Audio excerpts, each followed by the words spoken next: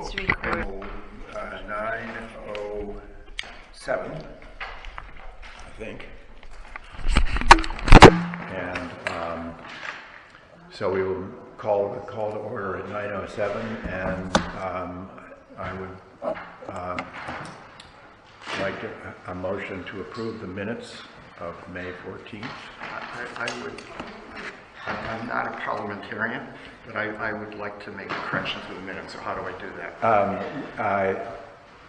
Make a motion. Do that. No, if we have a motion and a second, then we can open it for discussion, and if there are amendments, Okay. We can do it that way. So, if somebody want to make a motion, I make a motion that we approve approve the minutes. I'll second it. Okay. So, any discussion? Yes. Unfortunately, Bruce attended the last meeting and he was listed as not present, so Right. I want to correct that. Okay. And you're noting Yes. the Yep. meeting, anything else? No. If there are no further, Andrew, do you have any changes to the minutes? No. Okay, so, hearing no changes, everyone who approves? Aye. Any disapproval? Any abstentions?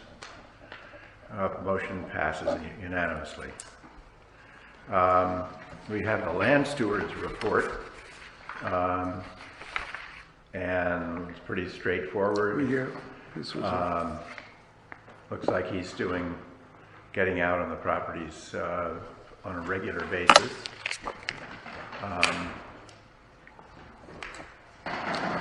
And seems to be keeping up with kiosk notices and maps and so forth and so on. Has anybody been by Bartholomew in the last week to note whether, okay, because that was the Town of Old Lyme crew opened the culvert that was blocked by beaver materials, and which was causing some flooding.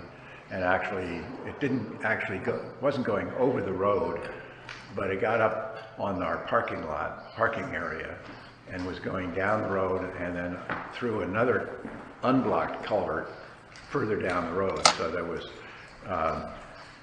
but there was some concern that if the beavers kept raising the plug, or raising a dam along the roadway, that eventually it would flood the road, and so the town crew came in and unblocked it.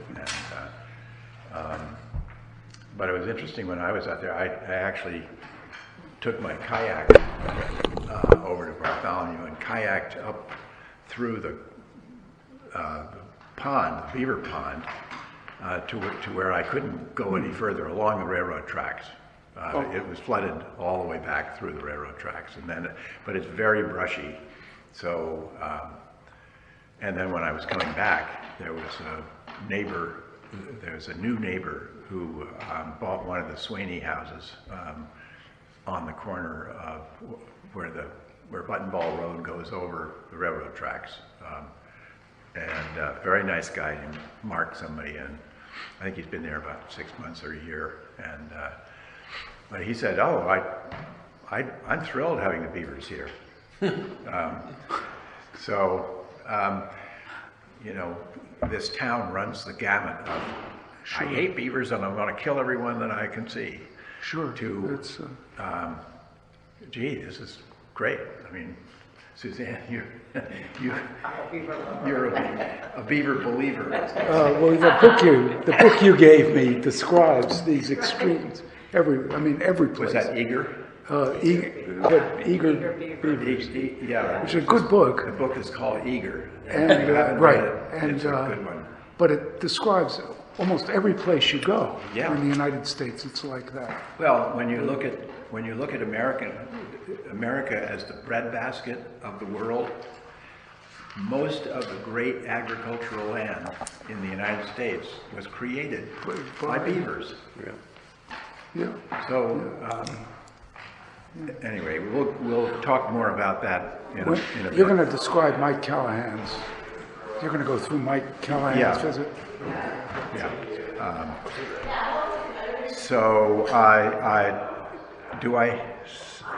Did we vote on the, I don't know if we need to vote on the land stewards report. No. I don't think so. Next is existing business, open space property updates. I gave a little thing on Bartholomew. There seems to be back and forth on Ames. Maybe I can ask you, Suzanne, since you're living there and watching daily. I thought things were flooding a bit on Whippoorwill if you go over the bridge, but I went by yesterday and it looked all dried out and low again. Yeah. My backyard is just a mass of mud right there. Oh, it's still, Yeah. I thought you said, somebody said that you had thought But the beavers then, were no, back. Russ Fogg called me and said that he had seen a beaver around the pipe area on Ames, you know, on the trail that was closed, so, Oh, yeah, the pipe under the trail? the one, yeah, you know the entrance you have closed? Yeah. Well, and there was that pipe, right? Yeah, it was an old cement pipe. Right, he was in that area, Oh, and he said he saw one Because the other night. there was a beaver dam just to the north of that pipe, Right, north, where we put the fencing in. right, but I haven't, the last time I looked at that water, it was down, but there was still some there, but I haven't been that far down. I just find it so depressing. But my yard is mud. So the dam under the power line I don't has think been, they've been able to. has been not- breached. It's And- been terribly breached. I would say there was a 20-foot section. Yeah. Now, whether somebody did that, or I think you said the other day it might have been the force of the water let loose, that Oh, I think Mike Callahan may have said it, when Okay, they but opened up, the whole when they thing. opened up the plug under Whippoorwill Road in that culvert. Right. The force of the The water. force of the water took out, yeah, I guess it's possible, I don't know enough. I thought somebody had opened it because it's like 20 feet. Yeah. But it is out a bit. It's not on the edge. So he might be right. It might have been the force of the water, but I don't know. Yeah. So at any rate, and then there was an issue, and maybe Gary, you could give us a little background on what's going on in the Conservation Commission, because it seems that the commission has written a note to Tim about the beavers. I don't know about the Tim, but I have the letter here to pass out to you guys. Okay. So that, if it went to Tim, I don't know about it. Yeah, well, that's what I had heard that a letter went to the selectmen complaining about the Open Space Commission position on beavers, and so but I haven't seen the letter, so I don't know. So what? I would can assume you bring that us a copy of that would be synopsis? Yeah, if you want to give us a copy, that would be great. Yeah. But, if you can just give us a background on what's going on in the Conservation Commission, because I think it from my perspective, having been on the Wetlands Commission and the Open Space Commission, when both of those commissions were part of the Conservation Commission originally, back starting in the 1970s. Open space and wetlands were under the umbrella of conservation. Over the years, because of certain things, the Wetlands Commission had a regulatory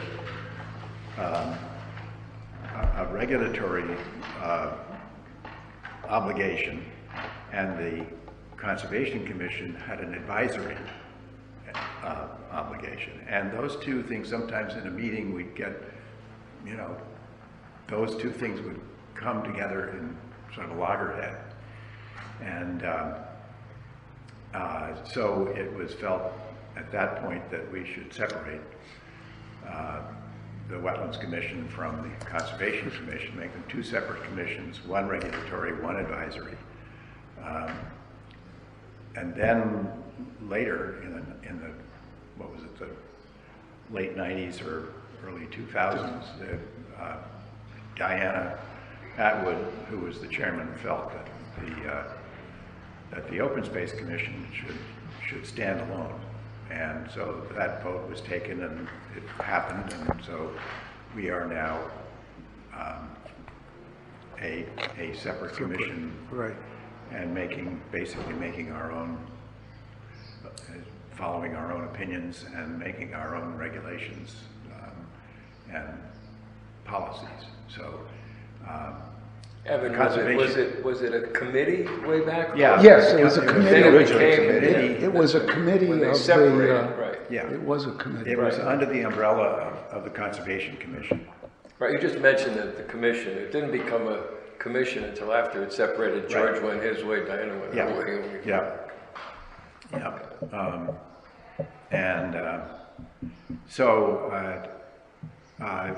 But the Conservation Commission still has a very important advisory role in town, and advising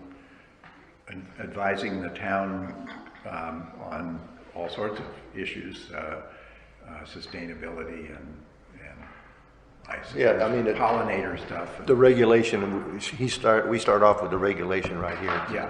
Basically says advise everybody to everything. Yeah, so with that background, maybe Gary, you can give us a little of the current. All right, actually, you guys anybody want a copy of the letter? I would, yeah, very much. Here, I got this. Okay. We got one left here. Okay. The biggest point in here is the beavers. And a beaver deceiver, and we've been working on this for like a couple of years or longer. And we brought, either Amanda came to our meeting or something, and I brought that up. It's been over 2 years, and she said Bonnie turned it down Yes. before. Yeah. Now, I never knew that. Yeah. Even as I was on the commission and everything, I never knew what happened.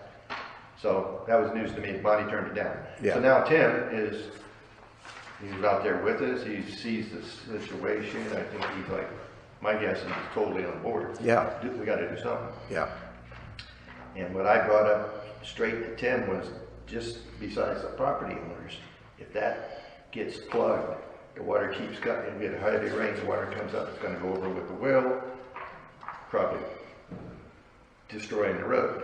Yeah. So now that's a couple $100,000 for the town, so Yeah. it's a liability too. right.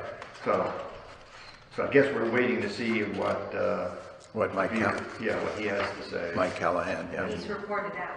Now's the perfect time to put it in because the water's down. Yeah, You can but dig he it said, he did say, and correct me if I'm wrong, that he still needs 3 feet of depth for the beaver deceiver to work. Yeah, it won't work until the water comes back up. Yeah, But, yeah. but So, I'm just thinking installing it yeah, when it's no water there might be easier. and then Oh, absolutely. Maybe we would just build a dam. We'd put something in there to block it, you know? well, I think we, as far as I'm concerned, Callahan's the expert, and we let him drive the bus, so to speak, and, So has he gotten back to us with That's, that? Yeah. that's the question. Has he come back with a proposal and a price, an estimate? yeah, it's, I think it was, what, I'm trying to remember. All right, so that's, so 16 it's underway. It's like $1,600 So per. whose court is it in now? I think it's in our court, so if we wanted to take a vote to approve, I don't have the written, I have the see the Okay. quote and everything else, and I can read it. Yeah, why don't you read it out? I'll just,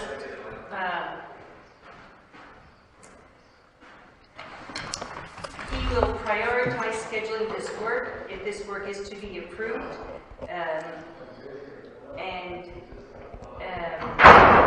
There is a long-term solution that exists to protect the road culvert from beaver damming. He recommends the installation of a well-designed culvert protective fence and pond leveler flow device. The type of flow device has a 99% success rate. And there's an info sheet. One requirement is that there needs to be a minimum of 3-foot water depth immediately upstream of the road culverts for our pipes to remain undetectable by the beaver. At this depth, there would still be a foot of water on the upstream trail. Fortunately, if the upstream trail can remain closed, as we discussed, and this is the one on Whippoorwill, not the Bartholomew, Right. then the flow device would work to control the water level and prevent the culvert from being dammed. It would be helpful to confirm that the abutter can tolerate a water level close to where it was on the day of our assessment, which was after the breakage of the dam. So it wasn't terribly high at that point, and I'm not sure which abutter he's referring to, if it's Russell Fogg or... Russell Fogg likes those beavers. Yeah, I Yes. think it's, Yeah. I think it's Mr. Beebe, or is it? I think Mr. Beebe is the one that does not like them, but I have no knowledge of his position. Yeah, because is his house the one that's closest to the overhead wires? Yes, Because there was a dam, when I was there last year, a year ago, I went down to under the power line, there's a trail. yeah. And I went down and I heard people talking, and I was wondering what was going on. Well, it was 3 people, I couldn't see them from where I was. The foliage was too dense. But I was pretty sure that what they were doing was taking the dam out. Well, and the next day or something, the dam, my yard was, it's not my yard, it's Yeah. Ames, but it was mud. So, Yeah. Yeah, And their house has a pool and the little shed, and you can Yes. see it across from where the new bench is. Right. Yeah. yeah, okay. But So- now, I've been told, again, hearsay, that they're trying to sell that house, which is interesting. But I Googled houses for sale and found nothing. Well, I don't know.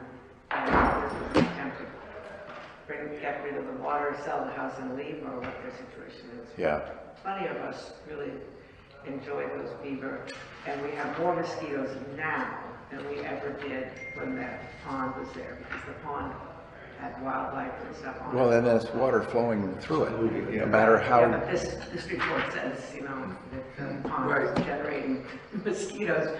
What I've got now is generating mosquitoes. I have pools of water. Not, yeah, still, Yeah. absolutely still water, Yeah. yeah. yeah. Perfect for mosquitoes. So I could, so that goes, all of that goes back to speaking to the abutter, who I guess could be, I'm an maybe abutter. Edie, Yeah, that you're in abutter. But there are a lot of us who like them, and I'm presuming there are some that don't, but I don't, BB is the only one that I have hearsay about. Yeah.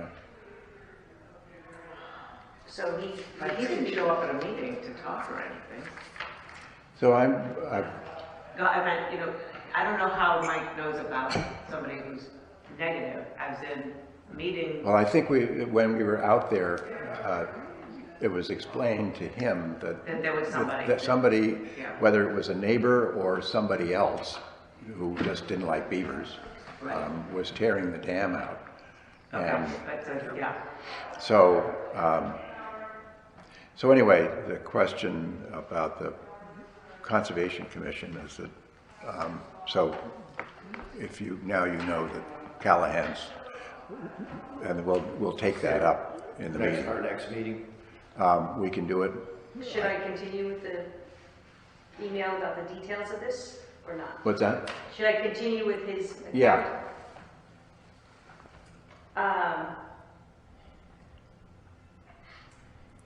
There is a large watershed that drains to this culvert. Installing 2 pond levelers would easily handle the flow.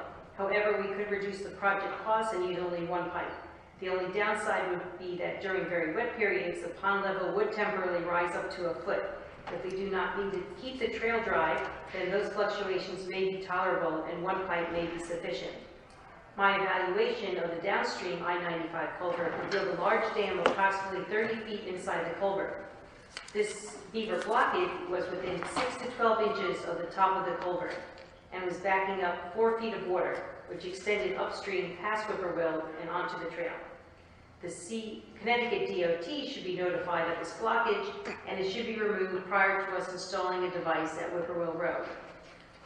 One highway culvert once the highway culvert is open upon request from Connecticut DOT, we could easily protect that culvert from future damming.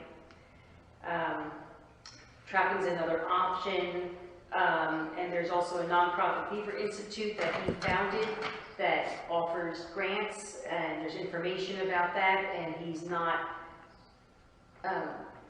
it's a conflict of interest, he removes himself from that. And then he did another site assessment for a private property owner in Old Lyme, and he was interested in the contact with Wetlands Commission to follow through things. So I wrote him back just clarifying the timing and who one has to contact at the State Department for the culvert, because when we initially met with him, he was looking at the end of June to install something once we approved at this meeting.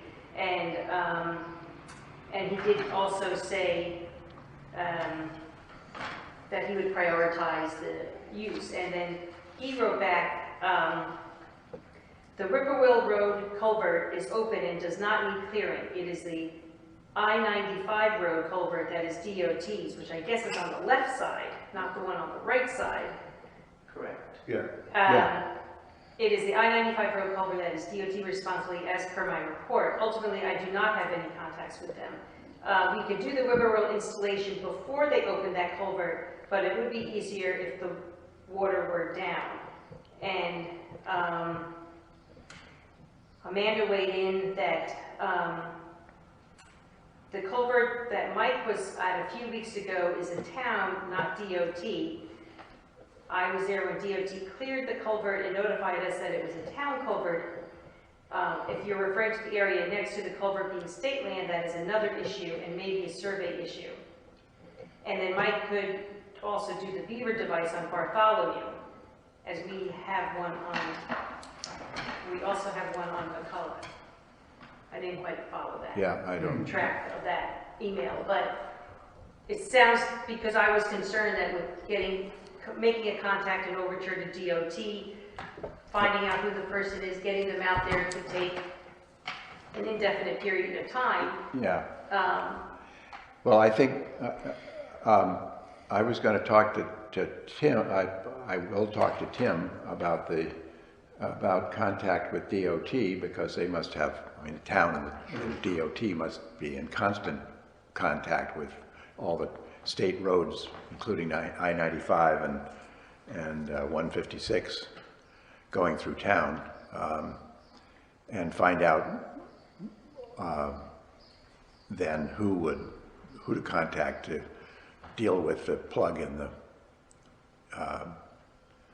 and explain what I mean, maybe they want to put in maybe DOT wants to put in a beaver deceiver as well. Yeah, I would just add that I used to work with DOT a lot when I was in government, and they have regional maintenance districts and an engineer in charge of each district. Okay. So if we could identify who that person is, that would be the contact person.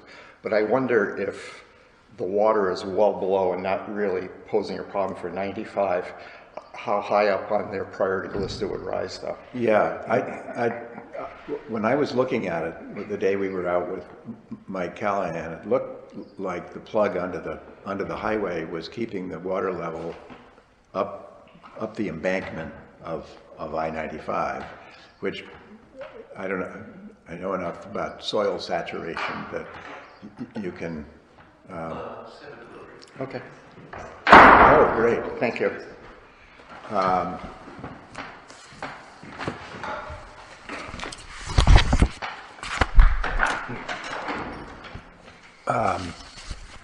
that you can undermine a roadway by having water that wasn't supposed to be there. You know, if you build a road right next to a lake or a pond, you know the water's there and you build the road accordingly. But if there's just a stream going under it, you build a culvert and then everything else is dry, but if suddenly you've got a pond, it's going to saturate the soil. That's an excellent point, because I think if you just talked about, well, there's a pond and it's killing trees or whatever, it wouldn't rise to any level of concern for them. But when you start talking about the integrity of the roadway, then bells are going to ring. Yeah. And that's what if that culvert, that's a 4-foot culvert, if that got totally blocked, right now it's blocked at 3 feet or something. Yeah, like he that. said there was about a foot. So, you know, you get water through, you get some heavy downpours, Yeah. and it's gonna, and that, let's say worst case, that gets blocked. Now it's gonna come up and it's gonna go over Whippoorwill first. And then it's going to go over 95. Go over 95, so. So anyway. It's something they should look into. Yeah, well, I'm going to talk to Is Tim here Tim. today? What's that? Does anyone know if Tim is here today? I don't know. He was in Florida and he came back, and I've been talking with Tim on a different subject. Well, after the meeting. So I can, yeah, I have an 11:30 appointment, so we should keep moving here, but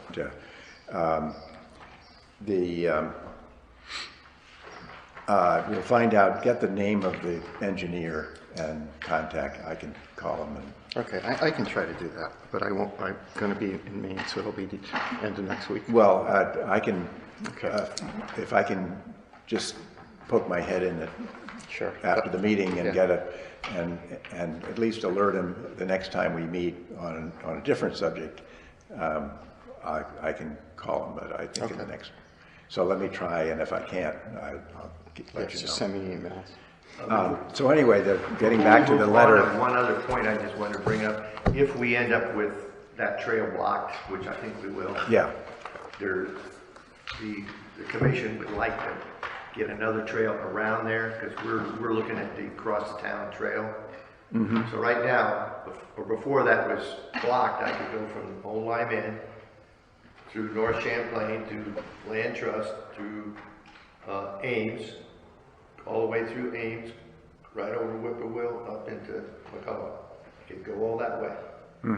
Now I can't do that if I that, think you would probably have to, since let the me- trail, but the thing is, there is a way to get a trail around down by the highway. right, and that would go on state land. No, it'd be on state land. So we'd have to find out whether the state would permit. Then you gotta work your way up the steep bank. And isn't there a cyclone fence or something along the? Yeah, but we would be on the north side of the fence. Oh, okay. I've been down in there checking it out. And that's dry enough Yeah. between the fence and the When beaver I was there, flow? the water level was high and there Yeah. was plenty of room for a trail. Yeah. Just a lot of work to clear it. Could I make a quick suggestion? Sure. Can we continue this particular line of discussion in executive session? Okay. Sure. I mean, I don't see why not. Okay. So the price is $1,863. Okay, not 1,600, 1,800. It's 1,800. That's cheap.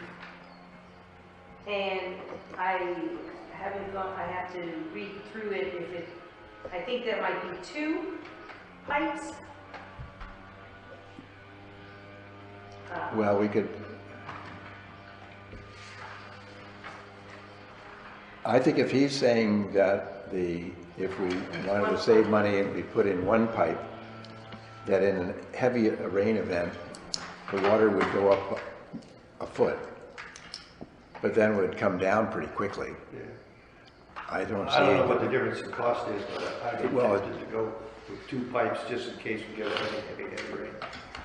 So that would be, you're saying, let's spend a little more money. I would say hurricane rain, Yeah. global warming. Yep. Okay, sorry. Maybe. Here's an optional, sorry for interrupting. So one is $2,300. An optional second pond leveler pipe would be another $1,780. Okay, I don't understand those numbers. Oh, I see, because I was not doing, maybe, that didn't seem to be total. So I guess the 60. 1860, that doesn't make sense. The total labor and material cost to install a culvert protected fence and a flexible pond leveler pipe system with a 15-inch diameter pipe to prevent beaver damming in the culvert. The flexible pond leveler is installed through the fence. Pricing includes delivery and installation. So that looks like it's $2,375. And then the optional second leveler would be another $1,700. And then there's an optional maintenance plan for $400. And then there's some discounts, several discounts that are put in. So maybe the total is $1,863. From the original 23 for the one pipe, and then there would be an additional possible 1780.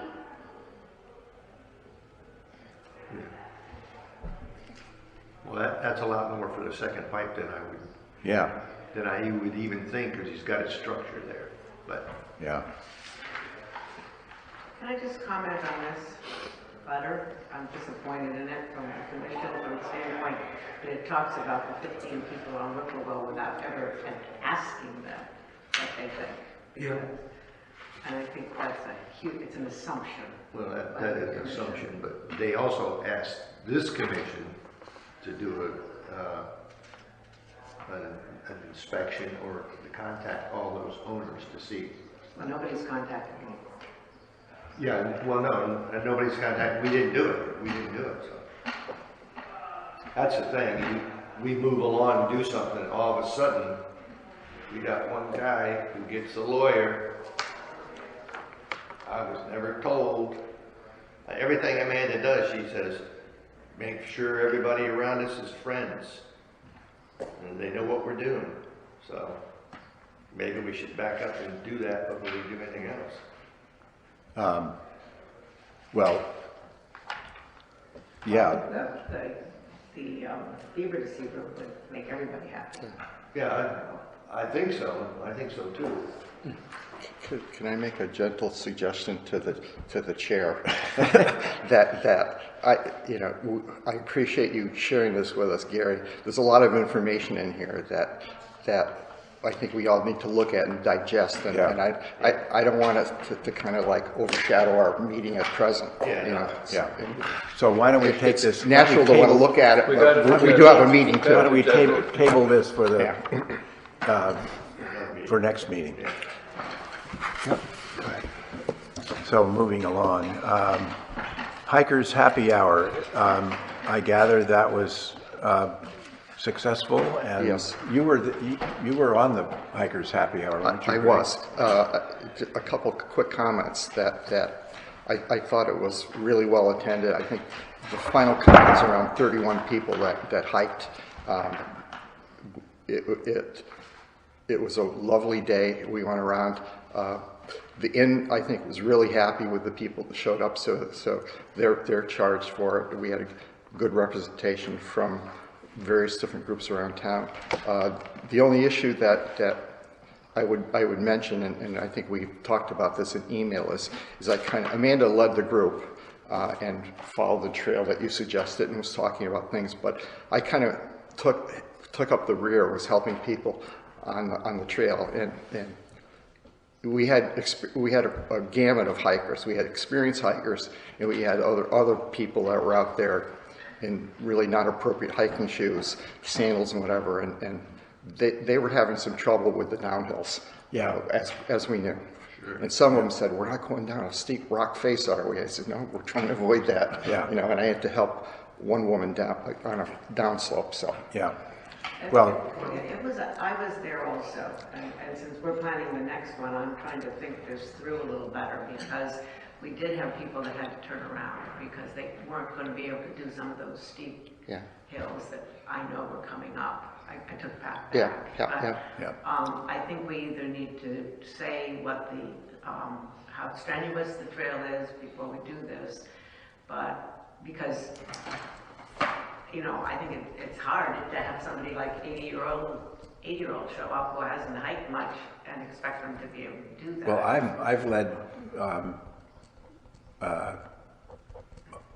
I've led hikes over the years that on Champlain South, and some of the trails on Champlain are real goat trails, and I joke with George that he laid them out because they reminded him of climbing the fjords in Norway when he and Gunilla are going over there to visit friends and family, and he likes going straight up the hill, and I think switchbacks is. Switchbacks will work perfectly. I'm very familiar with switchbacks. I worked on a ranch in Wyoming, and the Forest Service put in trails surrounding this ranch, and they all, you know, they switch back and They're forth much up. better for erosion. And for erosion control, so I think we should maybe Peter Norris can give us a rundown on really steep trails, and we can take a look at it. I'm happy to go out and take a look, and anybody else who wants to. Another comment I heard on the hike was getting more information about the surrounds and the nature and the birds are appreciated. I think sometimes, maybe it was their position to where Amanda was or what was said, I wasn't there for that, I just heard. Yeah. Would be welcome. Well, if you have, yeah, and that's normally my role, and I try to stop every once in a while and talk about the forest and the understory and the soils and so forth, but since I couldn't be there, I couldn't. But for any of us, even for Suzanne, whoever trail is going to be, there may be a designated leader, but maybe that person could also meet with other people who may be scattered throughout. Because if you're not in the front, then you can't miss it. But if Peter is in the back, then he could say, oh, yes, and blah, blah, blah, so that we all are more informed. Yeah.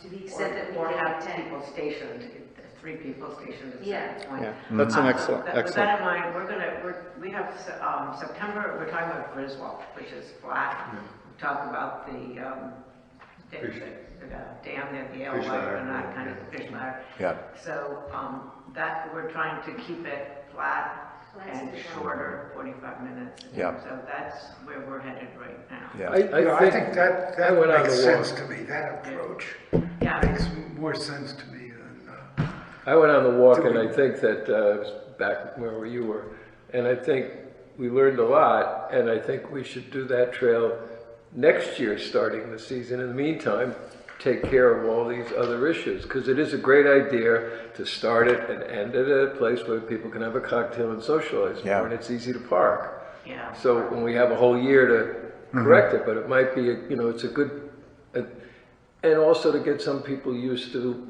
maybe if they want to get into more detail, walking, to try some of those. Or But I just think tell it's a people good idea to do it about again. Start next year with the same thing. We can Yeah. think about it, ask Amanda, and we can correct everything, because it is a nice spot and everybody enjoyed afterwards at the end. Yeah. Yeah. I think that's an excellent point, Andrea, that Amanda hadn't done this before. This is her first time, and she was kind of feeling her way, and she was frankly a little bit anxious about leading the group. And what happened is we got strung out over a pretty long distance. So you're absolutely correct. The people at the end of the queue, they didn't hear what she had to say, which is too bad, because there was actually a gentleman who was hiking with us, someone that you may know, Michael. Oh, I Michael forgot his Aurelia. name. But he had an app, and he during the course of that one walk, he found 14 species of birds. So he was tracking what was there. Yeah. But we just didn't disseminate that information well. 7 are in my backyard. Yeah. No, Mike Aurelia just moved to town from Greenwich, and he was the wetlands enforcement agent in Greenwich, and I think he also worked for the Greenwich Audubon Center up on John Street, and so he's a good birder and very knowledgeable about the out of doors. So he would have been a perfect if Amanda had sort of tapped him to talk about. Yeah, well, we just met him there. And Amanda obviously, as Amanda does, followed up immediately on that. And he expressed a willingness to kind of be a guide on our future hikes. Yeah, great. But not even a guide, he was stationed so that people came by as opposed to just leave, because you were strung out. Yeah, maybe that's maybe that would be a great way to do it, Suzanne, that you have a leader of the hike and then somebody stops at a point and everybody that comes up, they could. So I'd like to make a motion that, considering all these discussions we just had, which are excellent, we agree to start the season next year again on that trail, but with all the improvements that we're going to make. So because it is a good opening and the improvements are good, and maybe there is a spot in the middle. You're right about the information. Yeah. Everybody got spread out. Maybe we could pick a spot between the beginning and the end for people to all wait, have some people catch up, have some comment. I mean, that we can discuss again, but I'd just like to make the motion that we consider starting next year with all the suggestions. You've got one more, because we have September and you have October.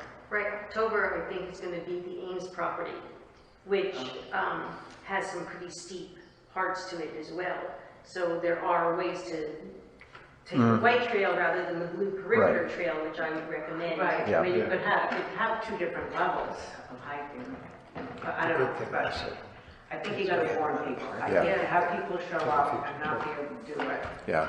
Well, I also, if people were hiking in sandals, maybe put the word out that, bring water, wear appropriate hiking shoes, and if it's going to be on a place like Champlain North, they might want to bring a walking stick or hiking poles, which makes hiking so much easier. I mean, think about being a two-legged animal versus a four-legged animal.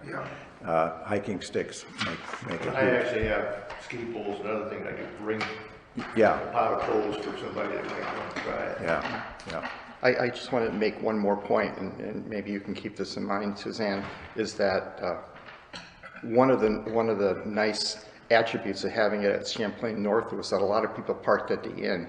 It was great. And I think we probably had close to 20 vehicles there with the group that we drew. And there was one hiker from Groton, so we drew not just from town at all. So I think we have to think about parking for future hikes And too. especially on the Griswold. Yeah, I was thinking, I'm concerned about that. But maybe you could approach a neighbor or two and, Across the street. cross the street, a little parking sign.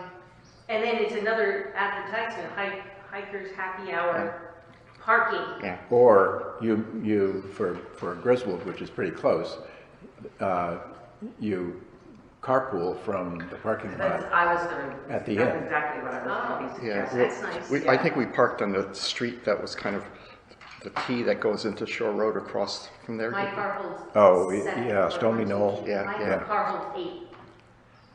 I was just thinking about October myself. Ames is a great choice, but I was thinking if we went like McCullough Tree in the Gap, that parking lot would never accommodate the cars. Oh, no, and you can't park on the road because it's so blind there that, I got a quote for trying to get the rock face pushed back, talked to Todd Macknick, and it was, it's gonna be $25,000 or something. And I thought, nope, I just sorry. think still the mirror is the best, and a couple of signs are the best way to go. Yeah, just be, That's a good point. I think maybe we should recommend to Tim that he put some signs up there yeah, before we have an accident. right.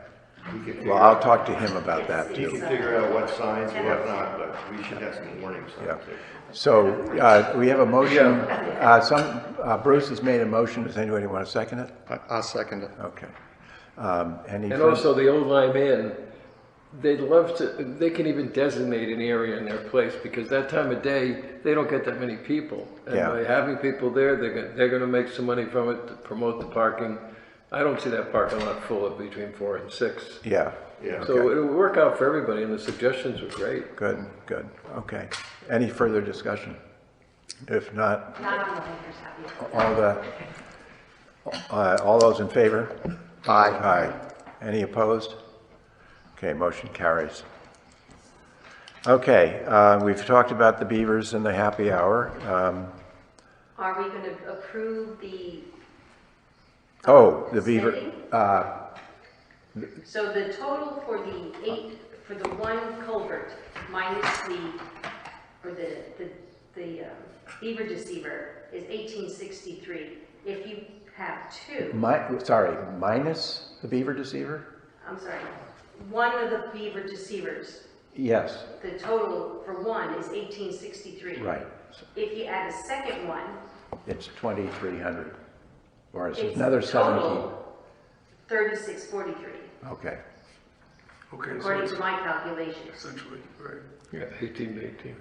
well, we have been told by the Board of Finance that if we need, we need extra money, we come on bended knee and find Plus- out, because Amanda was told by David Kelsey that, the town has plenty of money, and just if you need more money, come and talk to us. Plus there's a grant. Oh, plus there's a grant, yeah. So I think if we approve the total, Yeah, then we're safe, and it may not be the whole 3643. right. It would be at least the grant and possibly town chip in and maybe DOT chip in. Yeah. So, do you want to make a motion? I will make a motion to approve the price of about 3643 for 2 culverts. I And second. which, Gary, you favor? Yeah, I'll second that motion, but I'd like to install one at a time. That was Amanda's request. We'll install one and see what goes on before we install the other. So we'd just be approving the expenditure if we decide to spend it. Would that keep the price that high? Does that make sense? Yeah, and we So- don't have to spend, we can approve the full Monty and then spend it in. As we need. As we need. Exactly. Yes. Okay. Now, let me try to understand something. Is this, we're approving it, is this a line item out of our budget that we can approve without any further approval by the selectmen or? Yeah, I think so. It's just something that's done, it's being installed on Yeah, I'm not sure a how. property where, Yeah, I think we can pay it out of our budget. okay. But if not, we were told by the Board of Finance to come To back. come back to the, And- yeah, okay. and- And then Tim would probably get involved. Yeah. Would wanna- Yeah. would wanna say, And yeah. also to clarify, I think this is only for the Whippoorwill one, not the Bartholomew. Right. Gotcha. Okay, Yes, so this if we is- did the Bartholomew, there would be another, say, $1,800. Did I understand. Mike Callahan review the situation on Bartholomew? Yes, we took him over there and we spent a short time. He had to go, but That's all I'm- it's a very simple situation. It's a culvert under the road. That's a simple one, right? Yeah. That's- It's only about that big and they plugged it. So that's what happened. So that's been unplugged by the town crew. And they can, as far as I'm concerned, they can maintain it that way until we decide whether we want a second beaver deceiver over there. So I want to make one quick comment that Amanda was talking about this briefly, and it was, I don't recall the details about what we had for available budget monies, whatever, but the one thing I do recall is that she said she heard from Nicole in finance that the fiscal year is ending towards the end of this month, and we have to get our purchases in or worry about rolling the money over to the following year, so. Yeah. Yeah, Well, we can get if we can get an approval of, get approval and get an order, and even if the work's not done. Yeah, right. I think that we should shoot for Yeah, that. And and we can- she's gonna be back on Monday, that's a so. good yeah, point. That's and a order very it. good point. Yeah, the and, fiscal year. and Get it order it and get Callahan on the agenda to do that. We don't have to spend the money until he does it. Exactly, yeah. And to we, do that. but we still, because we still have to deal with getting the town to contact I used to do that for the Navy all the DOT, time. DOT. Yeah, And I just wanted to bring that up again, that, from the maps I've looked at, from the face of that culvert in Whippoorwill, that is state property. So we would be really installing it on state property, so we might have to make some kind of a connection or approval or something. Yeah, So you think that looking down Whippoorwill from the behind, with the preserve opening Whippoorwill that's closed behind us, so that the right side is town and the left side is state? No, No? the left side is Pfeiffer. Okay. and you're saying, Which would be the east side, so if you're looking at it with McCullough and to your back, looking at it, the left side is Pfeiffer, and you're saying on the right side, that culvert is, half of that's in the state left side property? is Pfeiffer, and that culvert is the state's under the highway. The right side, we own from the face of the culvert by looking at the drawings, okay? The town owns at the face of the culvert. Right off, and immediately it goes to state property, about 100 feet, and then we go into our Ames property. So anything sticking outside that culvert, I believe that's state State property. is, yeah, I think you're right. So, That seems- I mean, but the town crew has been, I mean, 2 years ago, when they took that dam out, they went on to state property to take the dam out and if the dam's in front of it, I believe you're on state property. If it's inside, it's Yeah. on ours, so it's like a real gray area there. Yeah, well, when we talk to DOT about whether they want to do, what they want to do about their culvert, we can also talk to them about permission to install the beaver deceiver on state land. I mean, why they wouldn't approve it is Yeah, beyond we me. can also tell them that the dam at the face is their dam, their problem. Right, But if you want us to take care of it for you, we will. we need an Just give us open permission. invitation Yeah. to deal with these things. Yeah. Okay. So anyway, Andrea's made a motion, and Gary Gary seconds. has, is there any further discussion? If not, all approved? Aye. Any disapprovals? Any abstentions? So motion carried. Okay, grant activity. Can I, Oh. excuse me, interrupt, I just wanted to bring up two things. I think Andrea shared this with us, but I just want to mention that Peter Cable is going to be giving a presentation as part of Lyman Allen's Art Museum on the art of land conservation, land stewardship stories from Old Lyme with Patricia Shippey on Sunday, August 15th. Oh, good. Thank you for volunteering for that, Our Peter. Peter Cable? Yes, our Peter Cable. I think so. Okay. And the second thing I wanted to mention, because he asked that it be mentioned, and I'll toss it over to you, Gary, is that you wanted to just make note of the Connecticut Master Woodland Program. Oh, Okay. I forgot to bring that information. I sent it to everybody. Do you guys all see it? Yeah, I made a copy. I don't know if it helps you, Gary. Oops, the middle section Okay, there. this program, if you remember, the woodland managers and the culverts program. I went to the culverts last 2 years ago. was now. that at Great Mountain Forest? Yes. it Yeah, was a wonderful program. yeah. You went a few years before. Well, I haven't done the coverts program because, I spent 2 years getting my master's degree and all that stuff, Yeah, so. so, anyway, if anybody's interested in that, and I was thinking, Andrea might be, if you can get the time to do it, it's well worth it. Amanda should do it if she can get the time. Mm-hmm. But I just want you to be aware of it. I highly recommend it. I almost thought about doing the two programs myself over again. Oh, Great Mountain, Gary can tell you, Great Mountain Forest is a wonderful place. They've got a camp set up there. It was part of the Childs family. Senior Mr. Childs, Ted Childs, was a 1936 graduate of the School of Forestry at Yale. And his son, Star Childs, who runs the place now, you may or may not have met him up there. If I did, I don't recall. Big, tall, blonde guy. And they have almost 8,000 acres of land that's now in, I think, some sort of foundation. They put it into a trust or something like that. So to go along with the coverts, there's this Woodland Manager, which is a year-long program, and I don't know, it's every other week or something like that. It will teach you basically how to manage our woodlands.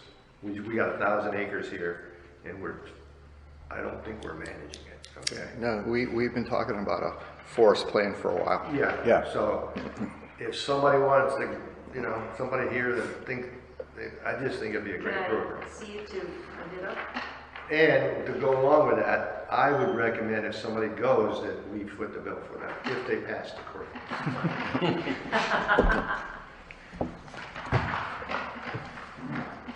Okay, thank you. Let me just follow up Oh, on that. okay. If anybody is interested, I recommend you do it quick because I think that'll fill up fast. Yeah. That's a popular program. Yeah. Okay, Andrea, grant activity. Yeah, I have quite a bit to say. So, three things I want to speak about would be the Rockfall grant, the signs, the cameras, and then maybe a new business, something with the O-Line Conservation Council.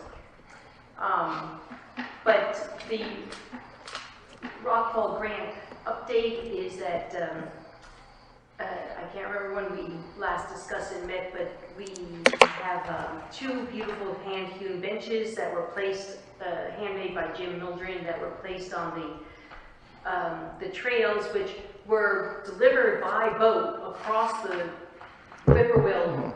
Beaver Lots. flowage. Yeah, and now, as Susanna pointed out, it's just mud, so just interesting. We still need to arrange a visit with Rockfall. So it's like both herding cats and trying to get people all together. But I've been diligently reaching out to Rockfall, and they need, but we keep missing.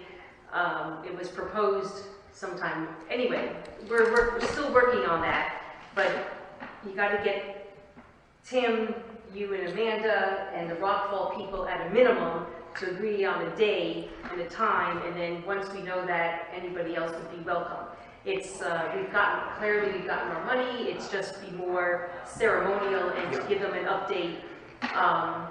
And Gary, Greg, I need to speak with you about some PR reporting that we're obligated to do, like at least 6 a year. So we've got the material, it's just that we haven't sat down to kind of flash it out outside of your selectmen report. So I'm just conscious of that.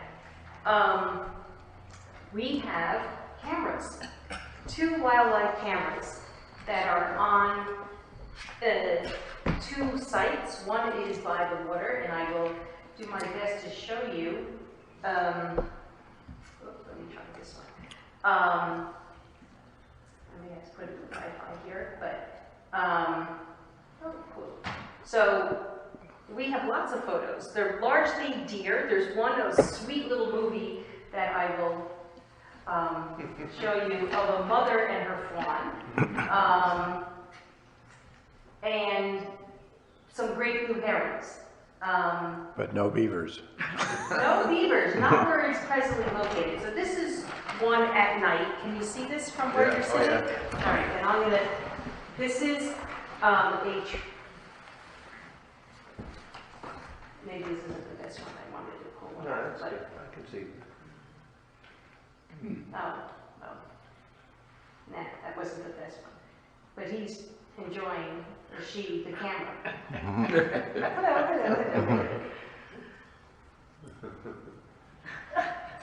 So I have these set for 10 seconds. Okay, and this one, you can see in the far left, there's a mother and her fawn. And interestingly, you can also tell, I mean, it says on the bottom, the time, the day, the moon, and this clearly is current, a little more current. I think this is Is this on Ames? or- June 1st. Yes. And I've seen the other deer picture, and you could see that they're pregnant. And then you could also see other pictures where it's totally brown and there's not a green grass, a blade, gray to black grass. But to the back here, you'll see a mother and her fawn. And this is video, or? Yeah, this one's a video. Just a little shot. Yeah. But, Oh, yeah, yeah. so the initial picture is And what was the date of that? June 1st. Yeah, I think that's pretty much the time, end of May, beginning of June is when all the fawns are born. I just had one run by me about 2 feet from my legs. It ran down the road right at me, and I'm going, and it was only about that big. And here's just a picture of I could play, I think it's mostly a squirrel. But you could just look at the terrain, and that's kind of interesting. Yeah, So that's that's the upland camera that we put in. yes. And then there is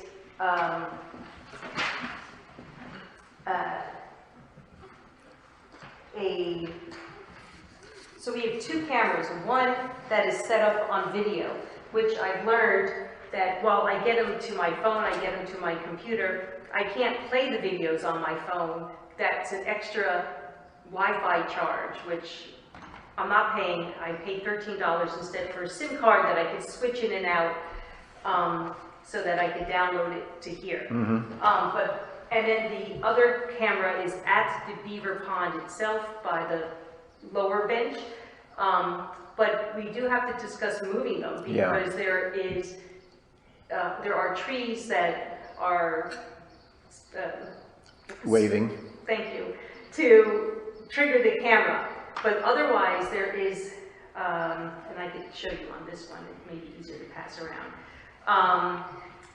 There is a great blue herons, and then otherwise lovely pictures of the deer drinking from the pond. So that's the deer at the lower pond. And you could flip through there. There are a couple of the shots of it, but Any chance those gonna get on the web? Yeah, yes, that's my next point of discussion. So I met with a high school junior named Alex Roth, and he is going to help with compiling this. So part of my questions to you are, he and I are going to meet next week when school finishes, and we're going to discuss the format, the length, music, words. You know, he could do whatever we want, and he has otherwise some ideas. There could be a talk over. Basically, we have photos or videos of deer, of the fawn, day, night, squirrels, blue herons. And we, the first picture, when we first put up those cameras, we got that, did we get an owl? No, it was a squirrel. I think it was a squirrel. Oh, it wasn't, Because it was a video.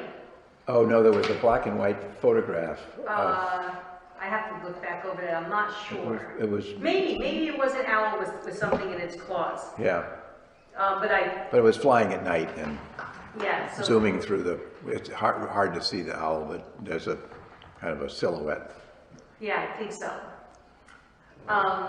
So the questions to discuss are, again, the format, the length, and then the music and the words are something that we could come up with after we have a little context. But the outlets for them, which is I think in part where you start, it could be A, our website, B, a little up to a minute, 2-minute video for the library,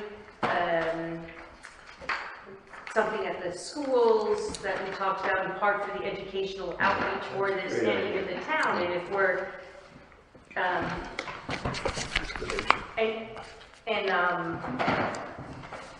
and part of, I think, the point of this grant is for the education and to educate people on the wildlife and the benefits. And I'm jumping ahead a little to what the Connecticut Land Conservation Council is presently hosting a 4-day webinar on what is a land trust. Yeah, I've done and even, two of and I those. know you've been on it. Yeah. And I know that even though it's Go ahead. entitled for land trust, it's very applicable because one of the major take-off questions is, what is a land trust? How have you evolved? And so there's a lot of political overtones and intent with these organizations. And it's initially, and I think for us too, is to look at conservation and protecting land. But then everybody's missions have evolved, and especially more acutely because of the pandemic. So there's climate change, there's social equity, there's access, there's education, there's trying to expand the access to the land, not just in terms of making it more physically accessible through transportation and parking lots, but also to people who don't have Transportation and parking lots. backyards, backyards like this. Yeah. And also in trying to extend it to the next generation, because a lot of the people in these organizations like us are 60s and older from the era from which we came, and so leaving things up in perpetuity and looking at the divisive nature within our own town about beavers, information like this can be quite powerful. So I say that kind of coming back to what is the outlet for these video clips, and they could be. That's what I wanted to mention. One of the things that I've been a little bit negligent in getting back to Andrea on is we're gonna have 2 signs at each of the observation areas, and on each sign the plan is to put a QR code so you can actually call up one of these videos and look at the video of the animals right there that were filmed right there where you are. Yeah. And just following up on what Andrea just mentioned, the Land Conservation Council had a session on how land trusts can respond to climate change yesterday, and I saw Evan, Andrea, Fred, and I were all on it. And there was a question that Amy brought up, I think, about putting solar on rooftops. I said, I'll bet that's Evan. It was. Yeah. But I can also send out that link, or you could go on the website for Connecticut Land Conservation Council. For $25, you could get a link to an hour-and-a-half Zoom for next Tuesday and Thursday with a discussion of 2 very specific topics that she identifies very expert and specific individuals to lead a panel discussion, and just even their introductions are just impressive about their organizations and looking at how land trusts / open spaces, collaborate in the green corridors and making connections, and for any of us having greater impact. And I think at some point it would be very important to discuss kind of our direction. I know mission statements and strategic plans have been made, but I think there's some biteable actions that can be taken. But I digress. But so anyway, does anyone have any feeling for a format, the length of a clip? I think if putting it on our website, and Alex might have a better idea as to how much weight our. Yeah, I think one of the main considerations is to figure out what's the best format for people to view on their phones, because that's what they're going to be really on site with, and also what the size of a file should be, because you don't want someone sitting there while a wheel is spinning for 3 minutes to pull it up too. So. All right, so that will be his bailiwick. Yeah. Okay. But I'm thinking nothing more than a minute and a half anyway, because almost like tensions are like a greatest hits. Little here's the deer, here's the heron, whatever. Okay. And that's, and if but if your video is set for 10 seconds, are you gonna put, 10 videos together to? No, I think you could do like maybe 6 or 8 of those 10-second clips together into one. Yeah. Yes. One sort of Yeah, 1 minute. yeah. I mean, I think you can go, you can go longer if you cut down on the resolution because it keeps the file size smaller. Yeah. But your student would be familiar with that. Yeah, and even in that 10-second video, there's maybe 3 seconds of the mother and the full-on walking. You don't need to see them exiting and Yeah. entering Yeah. the field. It's just, that's what you want to see. And So it needs to be, they can be edited. yeah, Yeah. so that's all him. Okay. But I do want to consider with you moving the cameras. Yeah. Both to get a different vantage point and, see what else we got in other places. Yeah. So the other thing I want to bring up are the signs that Greg had mentioned. There are, in the grant, we proposed 2 signs with a pedestal in the forest that will give description of the area and the habitat, both to address basically the birds and the wildlife. I have 3 companies that I spoke with, and if you haven't seen it, go to the library. Yeah, I was there for the parade last night and and I looked at that sign with the single post, and I think that looks terrific.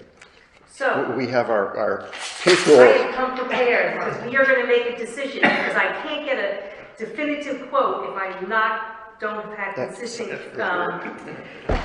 dimensions. Okay. So basically what we're looking at is a choice of a framed or an unframed sign on a pedestal with a angled, 45-degree angle. well, that's debatable. Oh, okay. So Well, 15 never mind is- that, those are 15 details. is too flat, 45 is considered in some cases, because I have quotes for both, a little too perky, and the other is just 30 is just so. So for your interest in edification, if you haven't seen the one at the library, that one is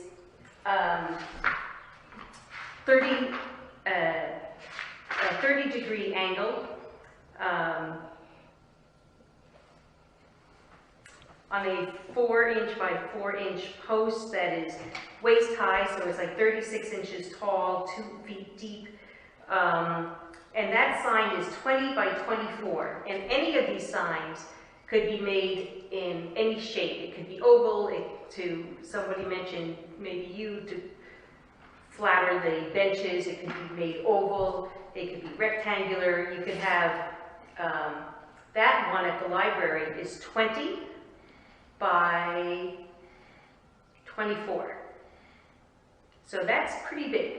Oh. 20 by 24, or it could be 24 by 20. I think it's 24 wide and 20 high. It's 24 wide, Yep. so that's this big of a sign. It's this big.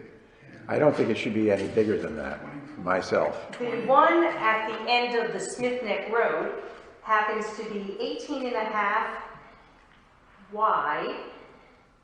Those were put up by DEEP years ago. Yeah. Because of where they are, the graphics are faded out, and I could speak about that with regards to the material in a minute, but I'm just trying to get the sign size. But that's 18.5 wide, which is like this, and it's 12.5 high. And I have pictures of them, but that may not help in a visual, but I'm just trying to,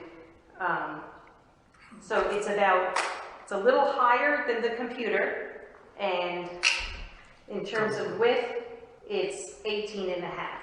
And personally, that's my preference. I just think that's significant enough of a size out in the woods. And not too intrusive. Not too intrusive. That was my concern, And Peter. if Thank you. I have a photo of the sign, I think, just to show you that you can get a lot of text. Can I answer you a quick question? Yes. About the sizes, Andrea? Yes. Are the companies really flexible about whatever size you want, or they have set sizes they use? It's whatever we want. Okay. We're the customer. So that is the one at the Smith Neck Road. It's just Yeah. to show you But that and you that's can a get a fr- lot of text in there, even And though that's a it's not very framed big. sign. That's framed, but we can, first let's figure out the size, and then we can discuss framed, unframed. Just so it doesn't make me think of Ron's guns, sign on Ron's guns, it says deplorable Democrats stole the election. One of these lines. Yes. Can I ask you, in addition to Fossil and the person in Essex, who's your third quote? The third one is from the library. So who did they use? They used Luke Connor Sign and Graphics, which are in Massachusetts. They actually also did the Florence Griswold signs. And all of the companies are more or less comparable in terms of their pricing, but this one seems to be the least. Because for a 20 by 20 sign, delivered, installed, was $1,200. They would actually install it? Yes, but it's not necessary, frankly, and it's going to cost $200 to $400 for any Okay. installation. And So when you have, excuse me for interrupting, when you have a single post, do you need any kind of base or it just goes in the ground? just hole in the ground for 2 feet, tap it around it, and then you put the post in, and then you put the angle in. You put the They're back. angle irons that bolt to the post, Yeah. through the post, and then they have something attached to the back of the, I was And looking can at it show last you night. the one from the library also. Just to give you a sense of what that looks like. So the first one that you saw was framed. This is the one at the library. Is there any difference in durability between framed and unframed? Like if you have a exposed edge, this moisture can't get in there or anything. Does the frame provide any, I guess, weather protection, or is it just? I would think that the frame would actually capture the moisture and it would sit there and rot the thing out. So I'm fine with a frameless then. Yeah, because Well, I that think seems this, to be the whatever they did consensus. here was really very nice. Okay. I would get a price of the installation, because we'll probably do that ourselves. Yeah, I think frankly, we could do it ourselves. So- If we get the one, even if for Centerbrook, there are 3 companies, Centerbrook and 2 one's in New York State, one's in Massachusetts. So, I have prices for everything, so I could. There's a- If they're gonna I'm sorry, install there's it, a- that's gonna be awful expensive, because they're gonna drive, they're gonna spend 3 hours on the road. yeah. What's going on, what, The installation for, one of them doesn't even do installation. I mean, you can, but it's, Yeah, I think we can handle that, yeah. yeah, Yeah. I'm confident we can handle it. I think one estimation of a installation, was between $200 and $400. And now, there are there's a company in Centerbrook? yes, That's the company that Amanda has been buying our Yeah. regular signs from, the Right. trail signs or So whatever. we could go over and pick up, they wouldn't have to deliver it, we could pick it up in Centerbrook and right, take it to the cost of site. shipping and is put- about, at least from the one in New York State. Let me just get to my notes of.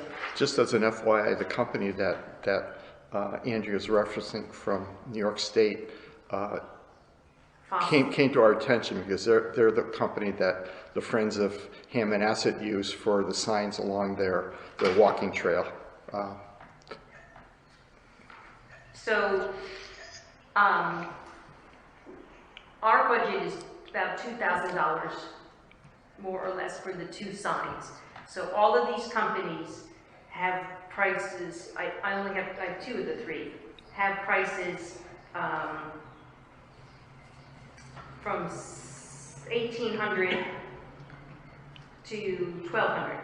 Per more or sign. less, to get for 2 signs. Oh, for 2 signs. These are, $2,000 for 2 signs. Okay, yeah. But I thought you said that the 2,000 was the budget, but that each sign was $1,200, so I was going, Oh, yeah, where's yeah, the no, rest of the no. money coming from?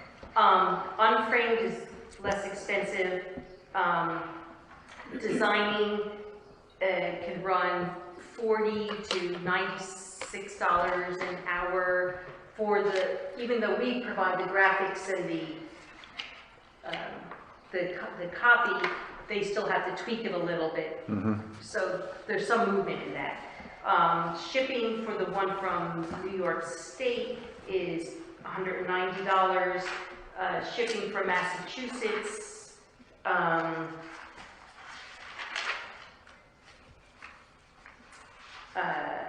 he's giving me the quote on that, but again, for the one from the library, it was the stand, delivery, installation, a 20 by 24 sign for $1,200. So when you get that quote, take the installation out of it. Yes, So, and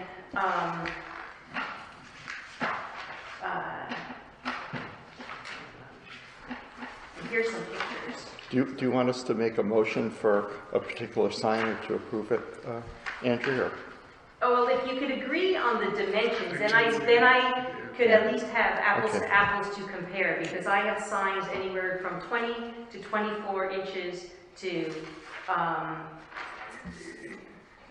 12 to 18. Do we 12 all, to 18. So, but I could show you with the fossil, there's a picture of an unframed and a frame. And in terms of the durability, fossil, the one in Hammonasset, they do claim a 10-year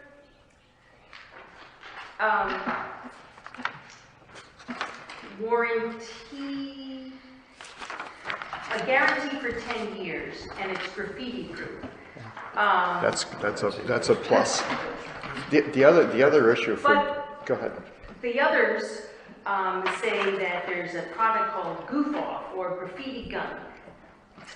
And you need to clean it a little bit with a little bit of Windex, and you gotta maintain it. I mean, they all do. And I haven't spoken with Fossil to follow up, but I will ask consistent questions once I have kind of all the pricings. But they're brushed aluminum. They guarantee a long time, like, I don't know, 5 or 8 years, 10 years, it kind of depends on, nobody can really say 8 years, 4 years and 3 months, you know.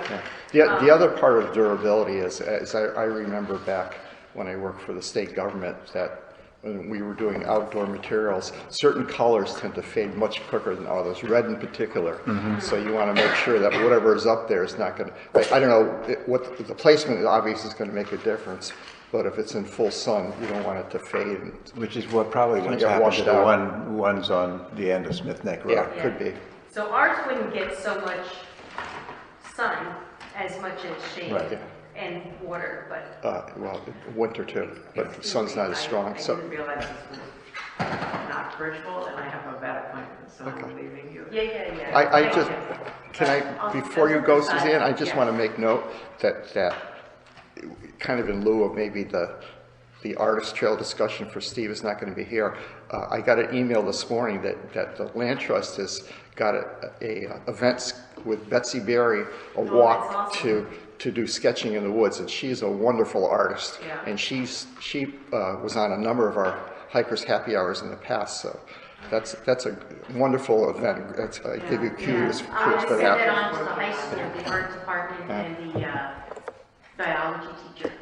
And the only comment I have on your signs is, doesn't the size depend on how much text you're gonna put on there? Well, it can, however, you could also flip out the panels and put in another one. Yeah. Or put them on over, it's not like they're, so, and they're gonna be 2. So yes, there's a possibility of either sliding another one in and taking one out, or lying it over it. There's so many variables, Suzanne. I mean, the size is one thing. The other thing is, what font size do you use? You're going to make people use glasses or not. And if you have a QR, what's it called, the QR? Yeah. QR. QR code on it, Yeah. then you could look at it and then you could see Yeah. some live video. So you may not need to have, I think I'm inclined to have less than more on there because people Yeah. aren't going to stand there for a long time reading it. Just give them a sense, and as you say, they can go on the website and find a lot more Yeah. information.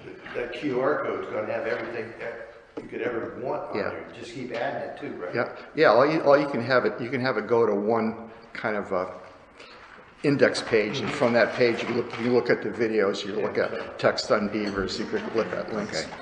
So we're getting into some we're getting into the real nitty gritty on this stuff. Maybe we could have a decision, and my recommendation would be, as I've heard around the table. Thanks for coming, The Suzanne. smaller the better. Thanks, Suzanne. thank you, Suzanne. So maybe the smaller, whatever that was, 18 and a half by 12 and a half. by 12 and a half, Unframed for me. unframed. Let me make a motion? Yeah. I would move that we receive quotes for single pedestal, unframed sign of the size that is at by the boat landing on Smith Neck Road, and installed on our own, and with shipping be included as a price factor, which would give a little bit of an edge to Centerbrook, but is that, And we could save on shipping by taking a pickup truck over there and pick him up. yeah. You're volunteering? So, And the other two places are in Deer Park, New York, and I don't know where that is. Long Island. So it's 2 hour trip. Bolston, West Bolston, Massachusetts. Okay, well, And that's about an hour and a half each way. Okay. So do people agree with the smaller sign? And do we Yeah. want rectangular? It could also be made oval, but you lose some. yeah, I think rectangular gives you more Okay. graphic options. Yeah. So I'll second that motion. And then we will do the graphics. Yes. And We'll do text. we'll do the draft graphics, and they'll do the finished artwork. And they could help, so if you have a graphic of, say, a beaver, and if it's purple or red, and they say, oh, this is a faded color, then we could just tell them, well, make it green or black or Yeah, whatever. I can, when we get a bidder, I can work with that person and perfect. tell her, this is what I've got, will that work for you? Okay. Yeah, good. And their turnaround time they all require a deposit. So if it's a $2,000 thing, it's $1,000 or so deposit, which isn't a problem because we have the money. I just have to work with finance. Okay. And the turnaround time would be up or down to 3 weeks. That sounds great. So, we have a motion Thank you. made and seconded. Angela. All those in favor? Aye. Aye. Any opposed? Okay, motion carries. Okay, moving along. Let's keep this going. Community outreach. Do you have anything further to? Nothing more at this point, except I think from what I'm hearing with the CLCC and, I think it behooves us to be as out there and communicating with people as possible. I mean, the happy hours are good, making educational presentations, reaching out to people on Whippoorwill. I think we could probably come up with a more strategic way of communicating with people over time. Yeah. Well, we've had good coverage. Thank you, Greg, for your inclusions of things on the Open Space Commission and the town and the selectmen's weekly letters. I think we had a lot of good information coming out of those, and that goes to everybody in town. So I don't I'm not sure that we want to go too crazy with trying to set up programs, and because we're all volunteers, and you know, I don't know just how far we can go with all this stuff. That everybody thinks, oh, it's a great idea to be in have better communication, but who's going to do it? You know, that's the issue.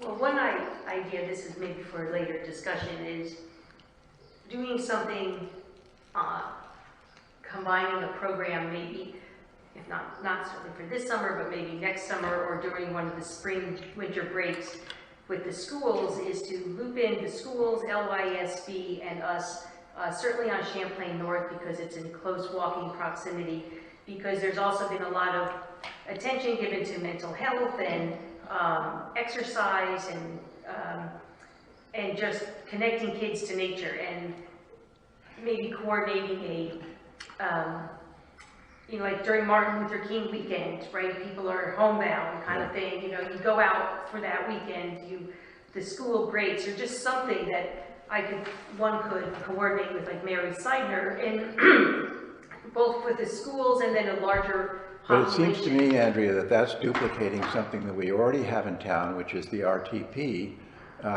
They are, as far as I'm concerned, the educational component of the collaboration of the Land Trust, the Open Space Commission, RTP, and if you've already got an organization that's already set up to do it, let them do it. And we have the land and say, okay, if you're doing spring break programs, do it here. Here's where we go, and let us concentrate on land protection and making it available. But I don't think that we have to do it all. And one of the things that's come out of that CLCC program is that exactly is groups either regionally or locally collaborating. And I think that if the Roger Tory Peterson Estuary Center is going to be doing educational programs, which they're already doing with 3,500 kids, great. Do we still contact, have a contact point at the RTP? Someone we invite to our meetings? I have not been inviting them to meetings. I sent a email to Alicia and to Joe Atwater saying that, we had been sending you these things and they're posted, agendas are going to be posted, but I can add them on. It doesn't take much to add them onto a mail list. I can add them on there. I'm in touch with the people at RT, with Claudia Waker and with a lot of the board members. I did a program, one of their lecture programs, interviewing an old friend who has started an organization to protect butterflies and moths, and so I've been involved with them. I have to say I've not been very impressed with their collaborative efforts. I mean, there's a board level, there's the director level, and there's the educators. Yeah. And Joe Atwater, he's an educator, he's great, he was responsive. I've known Alicia for a while, and I've had some professional dealings with her. But when I asked her about getting some insight to put the bluebird houses up, she was like, well, usually we charge for this. And I'm thinking, WTF, frankly, because we're also giving you these things if we haven't yet. But I just thought that was really inappropriate. Yeah. And charged for. They were going to charge us to have Joe or somebody come out to McCullough Farms and look at where we should plant the birdhouses. Oh. And I knew, obviously, you knew where to do that, and I'm reading copiously about it beforehand. But I just thought, that's pretty snarky. Yeah. And so, well, I think the conversation, I mean, you might know and Yeah. I know some of the same board members too, but I think as an organization, it needs to be approached as a group collaborative thing, not just Yeah. any one of us on a side off in a Yeah. bar or cafe, but it's just like, we want to have an organizational collaborative meeting here to discuss blah, blah, blah, blah. Specifically, these are some ideas, these are some programs, Yeah. and in charge. So you're gonna get LISB kids, or you're trying to make our land accessible. So by charging $45 for a kid to walk in the woods where they could do it for free, I also take objection to. So they either have to come down on their intent, or, you know, it's just a plug for us to do like the hiker happy hour and extend it to the kids on a Wednesday afternoon kind of thing. Yeah, yeah. Anyway, it's Okay. not, it's a point to be discussed and Well, that's followed up, but in terms of collaborating, that's. Yeah, that's a good point, Andrea, but I Sorry, I'm sounding. I'll make a quick comment after the meeting. I'm sorry, I'm sounding too Okay. strident. Let me just follow up with, you know, I've been on this for 2 years. I don't think it's legal for us to allow somebody to charge and to make a profit off of town property. Amanda said she ran it by a lawyer and it's okay, but I still say, it doesn't make sense to me that somebody can use our land to make money. And that's what RTP is if they charge. Now, Amanda said, well, they're not charging you the land, they're charging to give you all the verbs. yeah. They're making. Well, they have to pay their staff, Yeah, well, that's, and the guys like Joe Atwater who take yeah, you out. there's no problem with that, but they're making a profit is I don't know that. off of the town property, is the way I look at it. Yeah, I'm not sure And that that's, profit is actually what. well, they're I charging, mean, they're charging. Yeah, they're charging. Well, what you're getting at is there's It's more federal, than just cost, is what you're but saying. there's federal Well, I don't know land, about that, there's, they're just charging, that's all I can, but there's federal land, there's state land, there's city land, et cetera. And that's open to the public. So if somebody wants to charge it, and it's open to everybody, so if somebody wants to charge to lead a group through, what's wrong with that? They can't. It's all open to the public. We're well, not- I know. We don't have a sign on our land saying But restricted. open to the public is not going through with a group with an expert like Joe Atwater. But what if, we don't have a sign saying this property is for the open, for the, it's for really the, liability issue. is Old Lyme land to Old Lyme residents and groups of people would try to charge? I mean, It's a liability issue. Right now, the state has a statute that says the town is not liable if you get hurt on their property. But you start letting somebody charge to come on the property, are you gonna give them a waiver on the liability? So if I have some friends, It's just a thing that I've been, well, I'm just, no, it's a good point, but if I have some friends from Old Saybrook that want to come over to Old Lyme and play on the tennis courts and give lessons there, can they? Oh, well, if they're charging for the lessons, they take the liability. Well, but if somebody's charging to walk through and give information about the trails from out Yeah, of town. well, Well, here's Old Lyme Land Trust hosting a drawing on site at Watch Rock Preserve to walk the trails and sketch, Yeah. no cost. but even if they charge, that'd be okay because that's private property. Yes, I understand, that's what kind of my point. You know what we might do for this particular issue, because we've gone around in this, and I don't know, maybe it's something that you might volunteer to do, Andrea, is the land trust listserv encompasses, I think a lot of people on there are also from towns and whatever, just to get a sense of how do other towns deal with organizations that charge to do nature walks or whatever on their properties. Do other towns have an issue with that, or how do they have policy regarding that? That might be an interesting thing to explore. Because usually you get a really good response to questions on there. yeah. No, it's a good point you brought up. I mean, Yeah. people like to go to the Connecticut College Arboretum. I mean, there's a lot of, yeah, good point.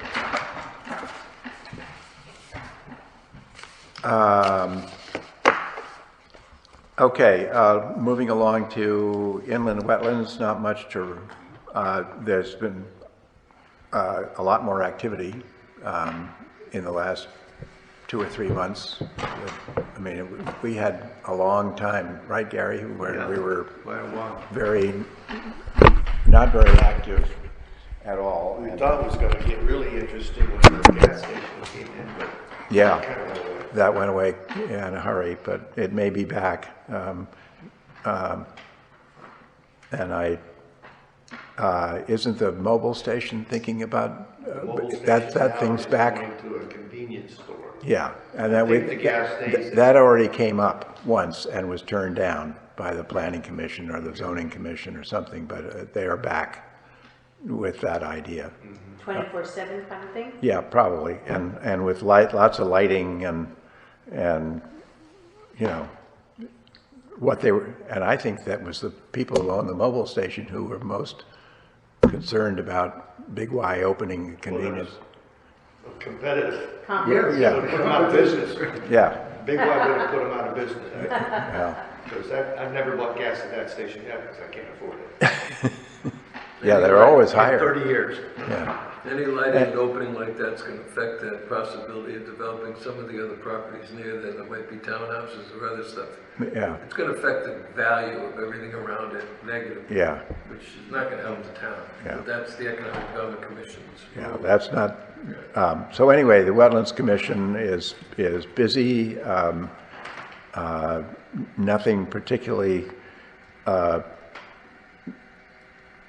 germane to open space, so I think we can move on from What there. about the one on Jericho there? Is it Jericho? Oh. The guy cut the.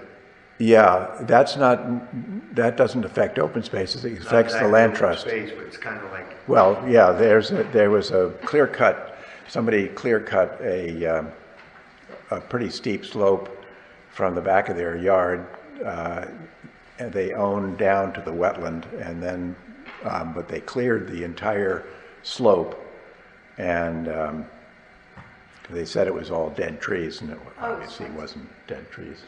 So they're supposed to come back with a plan to revegetate that slope. And there was also a question in my mind that they may have actually gone into, over their property boundary into the land trust property, and which would be a timber trespass. And when you cut trees on somebody else's property, there's a penalty of 3 times the value or 5 times the value of the trees. So,